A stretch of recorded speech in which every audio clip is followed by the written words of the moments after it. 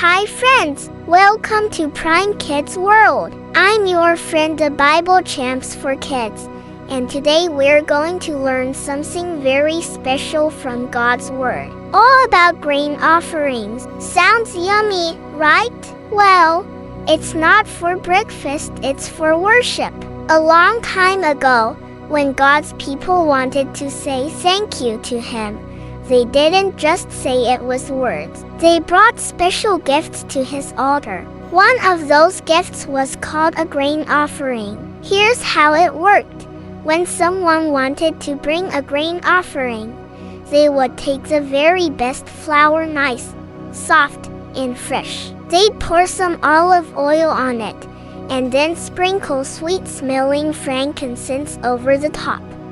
That must have smelled amazing. They'd carry it to the priests, and the priests would take a small handful of the flour, oil, and frankincense and burn it on the altar. That small part was called the memorial portion. It was just for God. The rest of the offering was given to the priests to keep, because the priests served God full time, and this was one way God provided for them. But there were different recipes for grain offerings.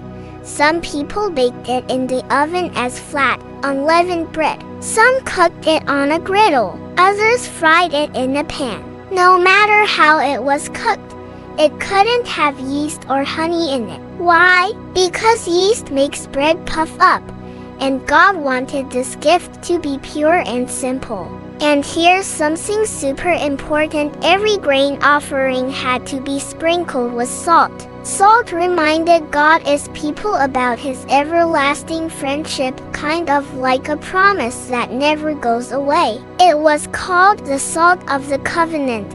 If it was the very first grain of the harvest, people would roast it over a fire, crush it into bits, pour oil on it, and add frankincense. Then the priest would burn part of it on the altar for God. Isn't that amazing? Even something as simple as bread and oil could be a beautiful gift to God as long as it was given with a thankful heart. So kids, remember, whatever you give to God, your time, your kindness, or even your talents, give your very best. Thank you for watching our video, and thank you for subscribing to our channel, Prime Kids World. I hope you always give God your best, just like the Israelites did with their grain offerings. See you next time.